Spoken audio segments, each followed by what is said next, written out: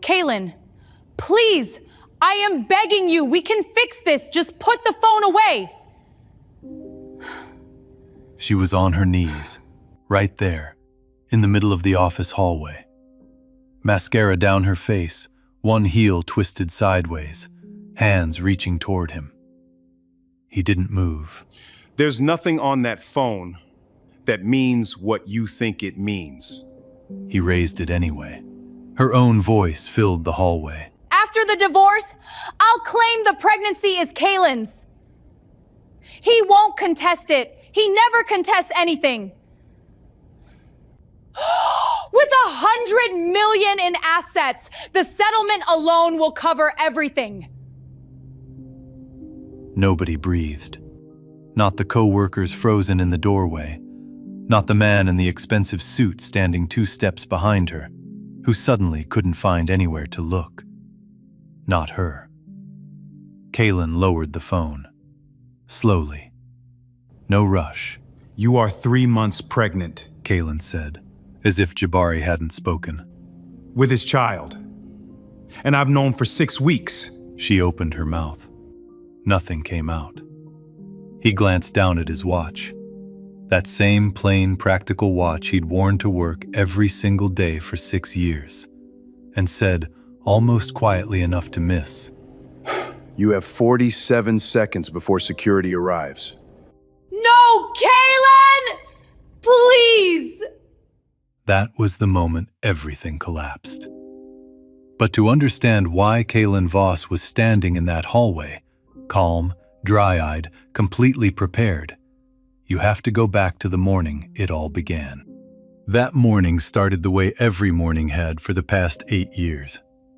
Quietly, without fanfare, with a man doing everything right for someone who had already decided he didn't matter.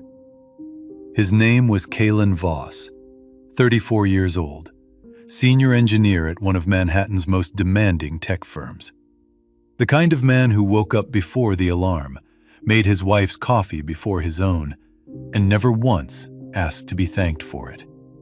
He believed, genuinely, deeply, that loyalty shown consistently over time was the most powerful thing a person could offer another human being.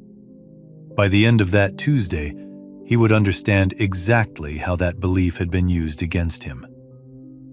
The city of New York does not pause for exhaustion. By 5:45 in the morning, Lexington Avenue was already in motion. Cab doors slamming. A food cart wheeled into position on the corner of East 78th. Pigeons conducting their usual hostile negotiations on the sidewalk. The sky above Midtown was still that bruised purple shade it gets before the sun commits. Kaylin had been awake for 22 hours straight. His 2016 Toyota Camry, silver with a dent above the rear left wheel he kept meaning to fix, rolled into the lot of a BP station near East 78th Street. The engine made a soft, grateful ticking sound when he cut it off. He sat for a moment before getting out. Just sat. His dress shirt had a coffee stain below the second button. His eyes carried 14 hours of fluorescent conference rooms.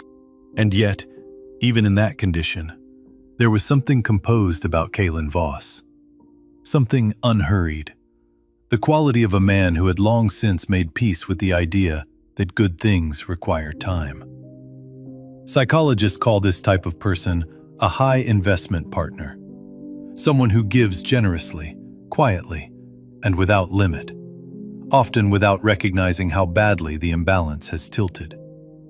Their loyalty makes it genuinely hard to believe that someone they love could be operating in bad faith. Kaylin Voss was a textbook high investment partner. He just didn't know it yet. Behind the counter stood Omari Reyes, 68 years old, dark-skinned, silver-haired, with a face that had arrived, through the long work of living, at something close to peace. He had been selling lottery tickets at this station for 11 years. He knew Kaylin the way old neighborhood men know the regulars. Not just their names, but the texture of their silences. He took one look at Kaylin walking through the door and laughed. Not mean, just honest. "Son," Omari said, "you look like something the city chewed up and forgot to finish."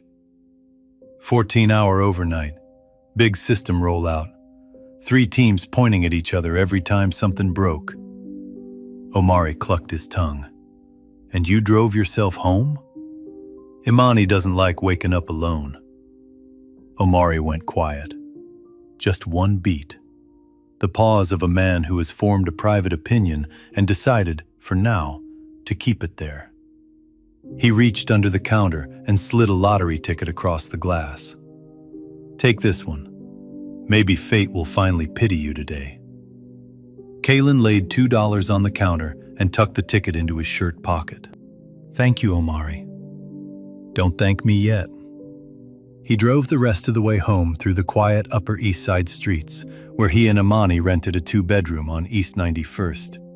A building with a doorman who remembered everyone's dry cleaning and floors that smelled of lemon polish. The apartment was dim and still. Imani was sleeping. He made her coffee first, then his own.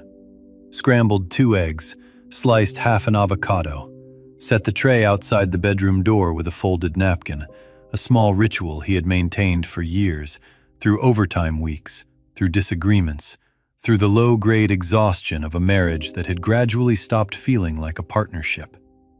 He did it anyway, because that was who he was. He was asleep on the sofa inside of 4 minutes. At 1:47 in the afternoon, Kaylin sat alone near Riverside Park, eating a chicken sandwich from a cart on Broadway. The Hudson shimmered in the distance. He pulled out his phone, remembered the ticket, scanned it. The screen held still for 1 second. Then it lit up. Jackpot. $100 million. He did not shout, did not move. He sat completely still, sandwich forgotten in his lap, river still moving, city still breathing, world entirely indifferent to what had just happened to one quiet man on a Tuesday afternoon. Then, very softly, he whispered, "Finally, I can truly make her happy. Not, I'm rich. Not, I'm free." His very first thought was her. That is not a romantic impulse. That is a wound that has learned to call itself love. And it was that wound, that instinct to give before thinking of himself, that sent Kaylin Voss driving straight toward Vertex Dynamics that afternoon, with roses and a Birkin bag, and a heart full of the wrong kind of hope. He drove back to Omari's station first. The old man studied his face the moment he walked in, leaned forward across the glass counter, and dropped his voice low and serious. "Son, lock your car doors. Big money always brings demons with it." Kaylin nodded slowly. He just didn't know the demon had already been in his life for 11 months. And in a few hours, he would be standing in a hallway on the 27th floor, calm, dry-eyed, and completely prepared, watching her beg for a second chance she had spent nearly a year making sure he would never give. But that comes later. First, the morning, the ticket, and the man who spent his first $1 million thought on someone who was already planning to take everything. What Kaylin chose to do with that money in the next 2 hours will either restore your faith in love or remind you, painfully, of why that faith needs to be protected. Stay with me. There are men who win $100 million and immediately think about themselves. And then there are men like Kaylin Voss. His first call was to an Hermes boutique on Madison Avenue near East 62nd Street, a store he had walked past dozens of times over the years. On their 3rd anniversary, a warm October afternoon, he had watched Imani press her palm flat against the glass, staring at a limited edition Birkin bag the color of deep cognac, with brushed gold hardware. She hadn't said a word, just looked, then turned away. Kalen never mentioned that he remembered. He simply remembered. He walked into that boutique in yesterday's wrinkled shirt and walked out 40 minutes later with a bag that cost more than his first 2 years of rent. No hesitation. He was operating on the logic of a man who believed love is best expressed through consistent, generous action. Then came 300 deep red roses, ordered from a florist on Lexington Avenue. Delivered directly to the Vertex Dynamics building, a 40-story glass tower on West 48th Street, where Imani worked as Director of Strategic Partnerships. And a glossy black Rolls-Royce Cullinan, rented from a service in Chelsea. The kind of vehicle that stops foot traffic simply by existing. Before leaving for Midtown, he made one more stop. A grocery store on Amsterdam Avenue. A pint of Häagen-Dazs dark chocolate ice cream, Imani's specific preference, and a small bundle of white freesia for the blue ceramic vase on her office desk. He had replenished that vase roughly 40 times over the course of their marriage. Quietly, without being asked, without expecting thanks. Those gestures looked like love from the outside. And in Kalen's case, they were. But they were also something else. The invisible labor of a person who had learned to make themselves indispensable, hoping indispensability would eventually feel like being truly valued. It almost never works that way. He was carrying the grocery bag back to the car when his hand found Imani's backup phone in his jacket pocket. She'd left it at home, a small habit she'd developed over recent months, cycling between two devices with explanations that were each just plausible enough on their own and slightly wrong when considered together. The screen had a text notification visible without unlocking. "Tonight he'll be home late. I'll come over. Jay." He read it twice. Something cold moved through his chest. Not rage, something quieter and more devastating. The specific feeling of a thing you have almost known for a long time finally stepping forward and introducing itself clearly. He stood on Amsterdam Avenue for 17 seconds. He counted them later. Then he put the phone in his pocket and kept walking. Why didn't he call her? Why didn't he turn around? Because Kalen didn't act on suspicion. He acted on evidence. And the truth was, this had not been the first sign. For 11 months, 11 quiet, costly months, he had been watching. Late nights, a new perfume worn only to work, a phone always placed face down on the kitchen counter. Individually explainable, together a different story. He had begun keeping records 3 months in, not out of paranoia, out of the discipline of a man who needed to know, truly know, before deciding what to do next. Psychologists call this emotional regulation, managing your internal state before taking action. It is hardest exactly when the stakes are highest. Kalen had spent years developing it. He needed to see. So he drove to Midtown. The Rolls-Royce pulled in front of Vertex Dynamics at 3:14 in the afternoon. The roses were already arranged in the lobby, a wall of deep red that stopped everyone who walked through the doors. Employees gathered at windows. Someone was filming from the mezzanine. Kalen stepped out of the car. Clean shirt, he'd changed in the back seat. Hermes bag in one hand. And on his face, the rarest thing in his emotional vocabulary, a genuine, unguarded smile. A memory surfaced as he crossed the lobby. 3 years earlier, February, Imani had come down with a brutal flu. Kalen took 2 unpaid weeks off work, right in the middle of a product launch that nearly cost him his position. He cooked her porridge, pressed cool cloths against her forehead at 2 a.m, sat in the dark bedroom telling terrible jokes until she laughed despite herself. When his department head asked why he hadn't simply hired a nurse, Kaylin looked at him with mild confusion. "She's my family," he said. He meant it completely. He took the elevator to the 27th floor. Long hallway, dark charcoal carpet, floor-to-ceiling windows at the far end framing a gray-blue slice of New York sky. He heard her voice before he reached the corner.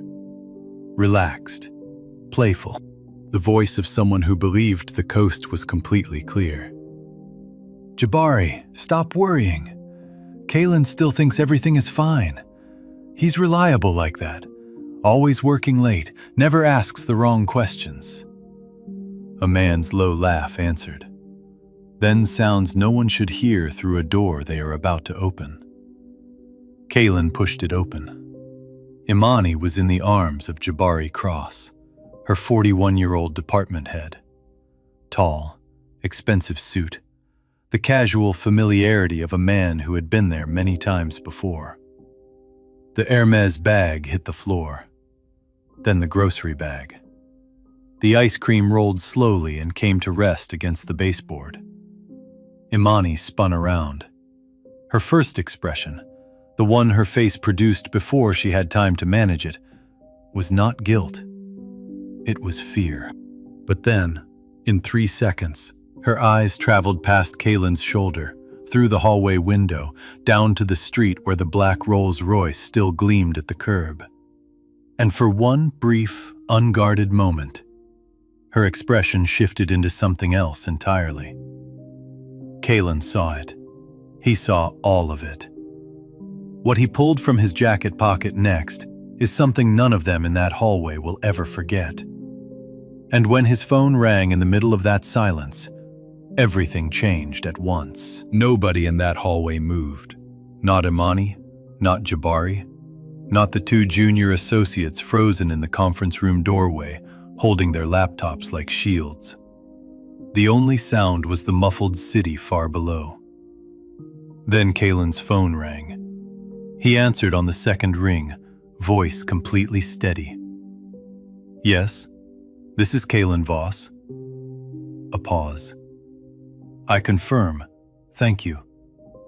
He slid the phone back into his pocket. "That was the lottery commission," he said. "The transfer is confirmed."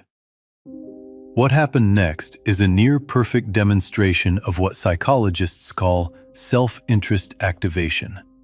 The moment a person's mask drops, not because of an emotional confrontation, but because a financial calculation has just changed. Jabari's expression moved through several stages: smug, confused, recalibrating.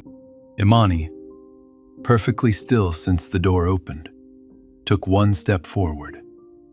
Just one. Toward Kaylin. Involuntary. Her body moved toward the money before her mind could manage the impulse. Kaylin noticed. He noticed everything. He reached up and removed his wedding ring. Plain gold band. Simple, unpretentious. They had chosen it together on Fifth Avenue 8 years earlier, and Imani had teased him for picking the plainest one in the case. No flourish whatsoever. He had said he didn't need flourish. He just needed it to last. He placed the ring inside the Hermes bag, still on the floor where it had fallen, picked it up, walked across the hall, and held it out. Not to Imani, to Jabari. "Since you've already been enjoying my wife's company," Kaylin said quietly, "it seems fair you take on the associated costs." Jabari didn't take it. He stood very still, the way men do when they realize they've badly miscalculated someone. Kaylin set the bag on the floor between them and straightened up. "I've suspected this for 11 months. From his inner jacket pocket, he removed a folded envelope. He opened it and held up the first page. Printed screenshots of text messages, Dozens, time-stamped, some with location data. Hotel receipts from the Knickerbocker on Times Square, charged to a joint account Imani believed Kaylin never checked. Calendar entries, late client dinner on Tuesday evenings, lining up precisely with a West Village restaurant that Jabari's assistant had expensed repeatedly. He laid each page against the hallway wall, methodically, the way an engineer presents a diagnostic report. One of the junior associates quietly pulled the conference room door closed. Kaylin heard the soft click and didn't look up. He was not performing this for the audience. He was doing what he had always done, working through a problem carefully, completely, without wasted motion. There is a concept called the preparation effect, the measurable emotional benefit of thorough preparation before a confrontation. People who have prepared extensively experience significantly less acute distress in the moment because their nervous system has already processed much of the worst of it in advance. Kaylin had been grieving this marriage for nearly a year, quietly, alone, while still making her coffee every morning. "Kaylin," Imani started. "I'm not finished," he said, not harshly, just clearly. He placed the final page against the wall. Then, to the visible discomfort of everyone present, he said simply, "Give me a moment." He walked back down the hallway, took the elevator to the lobby, stepped through the revolving doors, and got into the back seat of the Rolls-Royce. The driver, Gerald, a retired Navy man who understood without being told, raised the partition. The silence in that back seat was total. Kaylin pressed his head against the leather headrest, closed his eyes, and for the first time in 11 months of careful, controlled composure, he let himself feel the full weight of what was sitting on his chest. He struck the armrest once, not hard, the way you press on a bruise to confirm it's still there.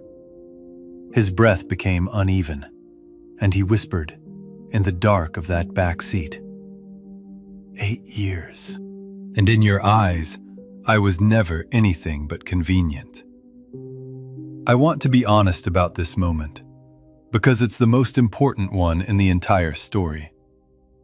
Kaylin Voss is not made of stone. The composure he showed in that hallway was not the absence of pain. It was pain, held inside extraordinary self-discipline. The moment he was alone, no audience, nothing to be composed for, it came through. 4 minutes and 20 seconds. He counted them later. Then he dried his face, straightened his collar, and got out. The difference in him when he walked back through those revolving doors was not dramatic, but it was visible to everyone who saw it. He had gone into that car looking like a man absorbing a wound. He came back out looking like a man who had absorbed it, set it down, and decided what came next. The receptionist at the front desk, Priya, 6 months on the job, glanced at his face and looked away quickly. Not because he was frightening, because something in his expression made people instinctively give him room. He rode the elevator back to 27. The hallway was more crowded. Word moves through an office building the way it moves through a small town, instantly and with detail. At least a dozen people stood at a careful distance, some pretending to check phones, some not pretending at all. Imani was still there. Mascara tracked down both cheeks, unwiped. Jabari stood slightly behind her, jacket oddly skewed, looking for the first time like a man who genuinely did not know what to do with himself. Kaylin gathered his documents, folded them, returned them to the envelope. Then he looked at both of them. One clear, unhurried look. "The divorce papers were filed this morning," he said. "I prepared them 3 months ago." Imani's breath caught. 3 months? You knew and said nothing? "I gathered evidence for 11 months, Kaylin said. I filed after month 8. I allowed 3 more months to confirm what I was seeing. He paused. I confirmed it. That answer, precise, patient, and entirely without heat, landed in that hallway like a stone into still water. Because everyone present suddenly understood the same thing at the same time. This man had not been blindsided. He had been watching. And everything he had seen, he had kept, quietly, methodically, without ever letting them know he was keeping it. Anger is predictable. Anger gives you something to manage. Quiet accuracy gives you nothing. But the real shock, the one that left the entire 27th floor breathless, hadn't happened yet. When Imani dropped to her knees and Kaylin reached for his phone a second time, what came next didn't just expose a betrayal. It revealed a plan. Imani dropped to her knees. Not slowly. The way a person drops when their legs make a unilateral decision. Sudden, floor level. One heel twisting sideways, her bag sliding across the charcoal carpet. Kaylin. His name cracked in her voice like a fault line. I am begging you. I made a terrible mistake, but we can come back from this. We can fix everything if you just... I'd like you to hear something first, he said. He opened an audio file and held up the phone. Her own voice filled the hallway. Clear, unhurried, completely unguarded. After the divorce, I'll claim the pregnancy as Kaylin's. He won't contest it. He never contests anything. With $100 million in assets, the settlement alone will cover everything. The hallway went absolutely silent. Not the polite quiet of people being discreet. The genuine, arrested silence of people who have heard something that reorganized their understanding of events. A woman near the elevator pressed her hand over her mouth. Someone dropped a pen. Nobody moved to pick it up. Jabari Cross went very still. Imani, on her knees, did not look up. Kaylin lowered the phone. You are 3 months pregnant, he said. With his child. And the plan was to present that pregnancy as yours and mine in the divorce proceedings, to secure a significantly larger settlement. He paused. I've known for 6 weeks. What the recording described goes beyond an affair. It is what attorneys in high-asset divorce cases call predatory opportunism, a deliberate scheme to misrepresent facts in a legal proceeding in order to redirect assets. It is not a crime of passion. It is a plan, built in advance, by someone who viewed their partner not as a person, but as a resource. And here's the part that is hardest to sit with. It could only work on a specific kind of person. A trusting person. Someone who, in Imani's own words, never contests anything. The scheme was designed for Kaylin specifically, built around his known character. His loyalty was not incidental to the plan. It was the mechanism the plan depended on. Jabari had been quiet since Kaylin returned from the car. But now, with the hallway frozen and the recording still hanging in the air, he straightened up and found his boardroom voice. Kaylin, clearly this situation has escalated in ways that... I also want to mention, Kaylin said, as if Jabari had not spoken, that I participated in the Vertex Dynamics ESOP equity program 3 years ago. The shift in the room was immediate. Several people who had been watching with vague sympathy suddenly paid a different kind of attention. The program Kaylin named was internal, not publicly discussed.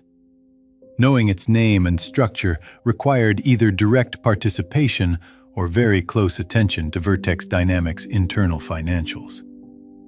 Kaylin had been a participant. He reached into the envelope and placed a final document on top of the stack. A summary from Meridian Capital Partners in Newark, bearing a transfer date from the previous Tuesday. Those shares matured 4 months ago. I liquidated them last week. He looked briefly at Jabari. You administered that program. You know what the mature valuation looked like. Jabari's expression did something complicated, because Kalen had just demonstrated, in 2 sentences, that he had been paying far closer attention to the infrastructure of Jabari's own professional domain than anyone had assumed. The second thing landed harder than the first. One more recording, Kalen said. He opened a second file, ambient kitchen sound in the background. Imani's voice, relaxed and certain. Kalen works better when there's distance. He doesn't ask questions, he just puts in more effort. Then Jabari's voice, lower. 6 more months. Once the equity picture is clearer, we'll know how to structure the exit terms. The hallway absorbed this slowly, because this transformed the story one final time. This was no longer about an affair that had been discovered. This was the exposure of a coordinated timeline, a deliberate strategy to manage Kalen's behavior, delay the marriage's dissolution until the most financially advantageous moment, and execute a separation designed to extract maximum value. Psychologists call this pattern coercive financial control, using emotional manipulation to manage a partner's behavior in service of an undisclosed financial agenda. The damage is specific and serious. It retroactively reframes every positive memory. Every warm moment becomes a question mark. The person is left unable to trust their own recollection of what they believed they had. Someone in the back of the hallway said quietly, "Lord have mercy." It was the only sound for several seconds. Jabari opened his mouth, looked at Kalen, and whatever he found in that steady, unafraid gaze, he closed it again. Kalen glanced at his watch. Plain, practical. The same one he'd worn to work every day for 6 years. "You have 47 seconds before security arrives," he said. I called from the lobby on the way up. The hallway went completely still. Imani looked up from the floor. The performance had left her face entirely. The composure, the calculation, the careful management of impression she had maintained for years. What remained looked very young, genuinely frightened, and perhaps, for the first time in a long time, honest. She reached toward him, not grasping, just reaching. The way people reach when they've stopped pretending they don't need something. Kalen looked at her hand, then at her face, and he said, quietly, without cruelty, without the performance of righteous anger that the moment might have invited, "You didn't destroy this marriage, Imani. You only proved it stopped existing a very long time ago." Nobody moved. The phones that had been raised throughout the hallway came down, one by one, the way they do when a room arrives somewhere that doesn't fit inside a screen. This was not a dramatic scene anymore. It was something quieter and more final. A man choosing, in public and without apology, to value his own dignity more than the relationship that had disregarded it. Security arrived in 44 seconds. Jabari adjusted his jacket with both hands, the smallest and saddest gesture of the afternoon. Imani sat on the floor of that hallway in a designer dress, mascara on her cheeks, one heel turned sideways. Watching the man she had spent years underestimating walk to the elevator without a backward glance. The doors opened. He stepped inside. The doors closed. The hallway stayed exactly where it was, full of people who had gone very quiet, and a stack of documents arranged neatly against the wall, and a Hermes bag beside the baseboard with a wedding ring folded inside it. What followed in the weeks after that Tuesday was swift, thorough, and entirely predictable to anyone who had seen what Kalin had prepared. And what he chose to build next, after the settlement, after the silence, after the last door closed, is the part of this story I most want you to hear. The divorce was finalized in 45 days. In New York, that qualifies as remarkably swift. Kalin's attorney, a methodical, quietly effective woman named Diane Cho, who operated from a modest office on Court Street in Brooklyn and had been working his case for 3 of those 11 months, later told a colleague that she had never seen a settlement proceeding so thoroughly prepared on one side. That was because Kalin had prepared everything, every record, every document, every piece of financial evidence organized into a sequence so complete that the opposing attorney, after reviewing the first 40 pages of discovery materials, reportedly set the folder down on his desk and said, "There's nothing to work with here." There wasn't. The lottery winnings, received before any divorce filing, and documented through the Lottery Commission as individual assets prior to the marriage's legal dissolution, remained entirely Kalin's. The equity payout from the ESOP program, similarly finalized weeks before the proceedings began, also remained his. The financial strategy that Imani and Jabari had discussed on that recording, designed to claim a portion of those assets through a settlement timed to coincide with their maturation, had required everything to happen in a specific order. Kalin had simply changed the order, months before they were ready to move. There is a lesson here that I think is worth naming directly, because it's one that gets lost in the emotional weight of stories like this. Kalin did not win because he was wealthier or better connected or more powerful. He won because he paid attention earlier, prepared more thoroughly, and acted from a position of documented clarity rather than reactive emotion. He turned patience, the very quality his wife and her associate had mistaken for passivity, into a strategic advantage. Behavioral economists call this delayed response strategy. The decision to absorb information quietly, allow the other party to believe they are in control, and act only when your position is fully secured. It is the approach of someone who understands that timing is not about being fast. It is about being ready. Kalin was ready. They were not. Imani's position at Vertex Dynamics was terminated within 2 weeks of the incident, officially documented as a mutual separation following a conflict of interest review, which is the corporate language for a situation that everyone understands and no one will discuss specifically. Jabari Cross was placed on administrative leave, pending an internal investigation into conduct violations that the recordings had made difficult to dispute.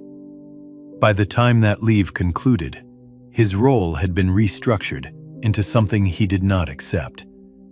His resignation was received without notable comment. His reputation in the industry, which had been built carefully over nearly 2 decades, did not recover. Kalin did not follow any of this closely. He had blocked both numbers the evening the divorce was finalized, and he had made a deliberate decision not to monitor consequences he had not chosen to create. The consequences were the natural result of documented behavior. They were not his project. He was focused on something else. He had found a house in Montclair, New Jersey, a quiet, maple-lined suburb about 40 minutes from Manhattan. 4 bedrooms, a backyard large enough for a garden, a detached garage, and a front porch with a screen door that made a soft sound when the wind came through. He bought it outright and moved in on a Thursday with 3 suitcases, a box of kitchen equipment, and no furniture in the living room yet, because he had not decided what he wanted there. For the first time in years, no one was deciding things for him. That first weekend, he planted a vegetable garden. He had grown up watching his grandmother tend a garden along the back fence of her house in Winston-Salem, North Carolina. a woman who had worked 2 jobs, raised 4 children, and still found time on Saturday mornings to be on her knees in the soil, pressing seeds in by hand. She used to say that growing things was a practice in trust.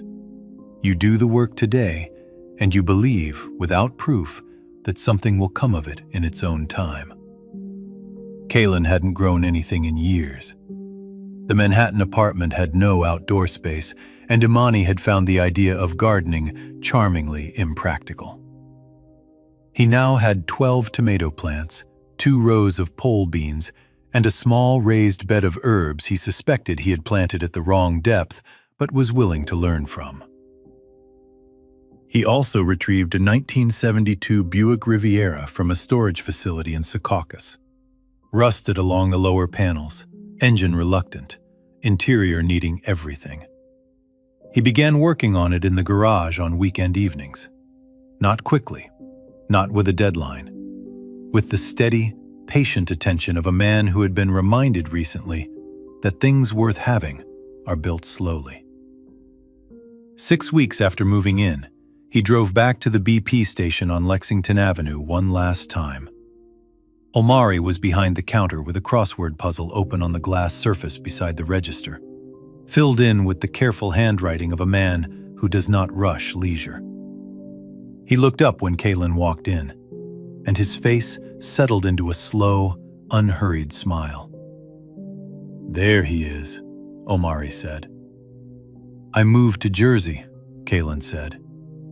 Omari raised his eyebrows. "Voluntarily?" "Montclair. It's good." Omari studied him for a moment, the particular, unrushed study of an old man who has learned to read people by what they've stopped carrying rather than by what they still are. "You look different," he said. "I sleep now," Kaylin said. "That'll do it every time."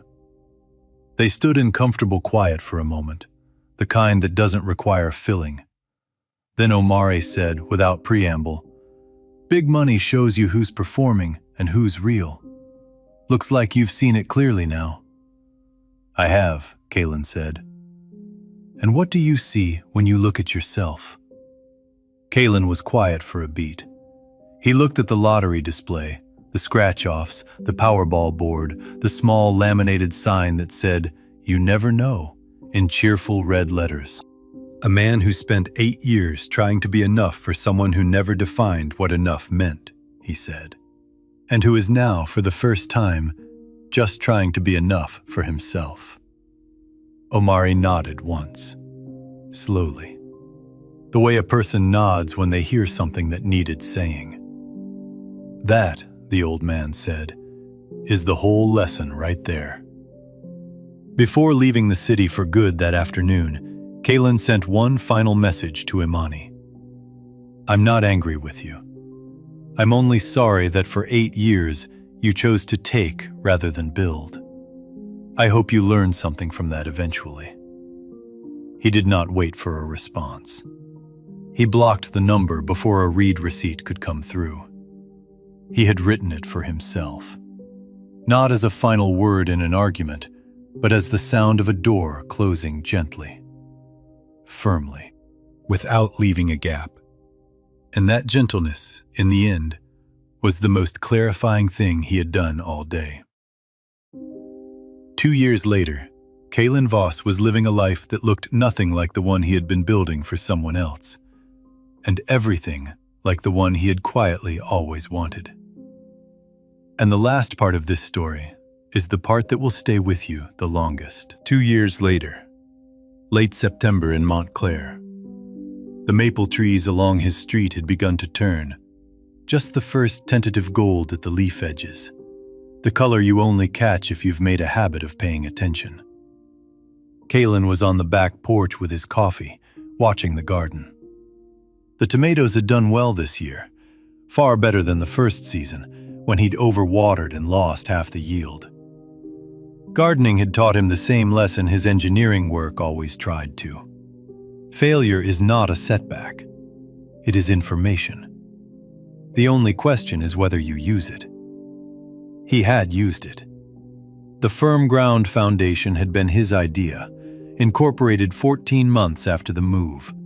A small office on Bloomfield Avenue in Montclair, rented for less than his old Manhattan parking spot had cost.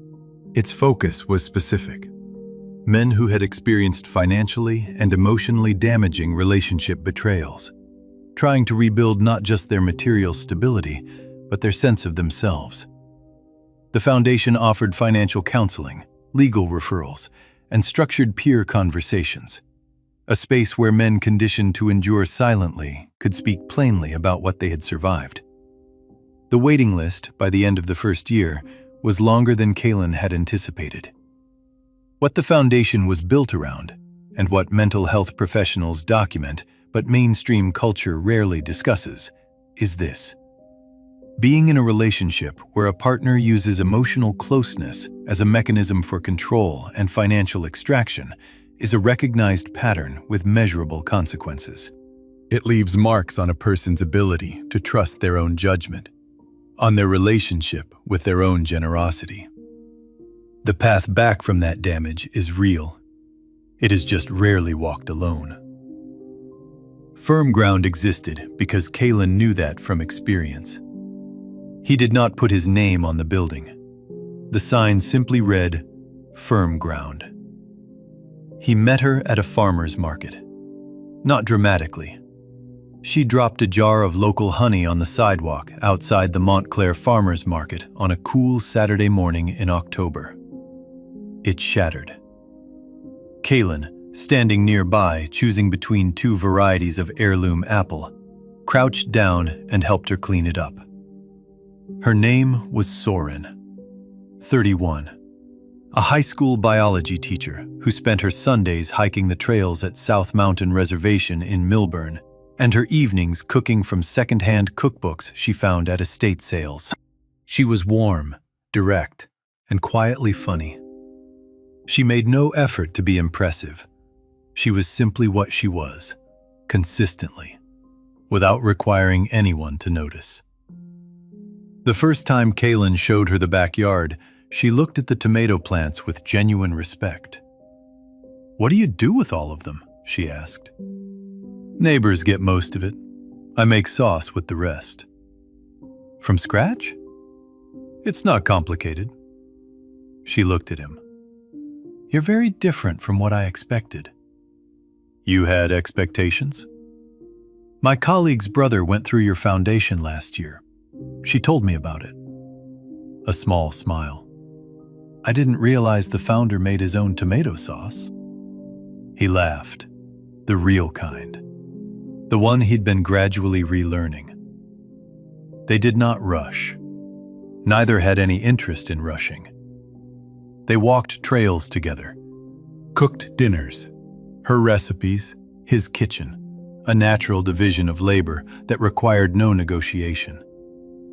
Sat on the porch in the evenings and talked about small things, and sometimes didn't talk at all, and found the silence moved the same direction from both sides. For Kalin, this was new. Not the silence. He had always been comfortable with quiet. But silence that did not require him to compensate for it, to fill it, to work harder to make it acceptable. He had spent 8 years exhausting himself inside a relationship that was never going to be comfortable. This was simply easy, in the way things are easy when they actually fit. Omari called on a Tuesday afternoon in November, still at the BP station. A little more silver, a little slower. Same sharp eyes. "Son," he said through the screen, studying Kalin with the unhurried attention of someone confirming a long-held theory. "Now you understand. A solid foundation isn't built with money. It's built with patience, self-knowledge, and knowing your own value before anyone else gets to define it for you." Kalin was at his kitchen window, looking out at the garden, dormant for winter, covered and composted, storing itself quietly for spring. "Money can arrive without warning," he said, "but character only reveals itself under pressure. That's what the money did. It didn't create the situation. It just applied enough pressure that the truth became impossible to hide. He paused.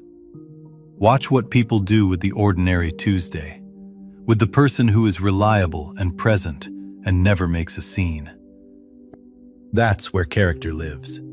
Not in grand gestures, but in what someone does when nothing is at stake. Omari pointed at him through the screen. "Write that down somewhere." "I lived it," Kalen said. "I don't need to write it down." Final voiceover. Kalen Voss woke up after a 22-hour shift, bought a $2 lottery ticket out of kindness for an old man, won $100 million, and spent his very first thought on making someone else happy. He was not rewarded for that impulse the way he hoped, but he was rewarded for everything that impulse revealed about who he was. The patience, the preparation, the discipline to walk away without performing his pain for an audience. This story teaches us that generosity is a virtue, but it requires discernment. The same open hand that gives warmth to someone who values it becomes a vulnerability in the hands of someone who doesn't.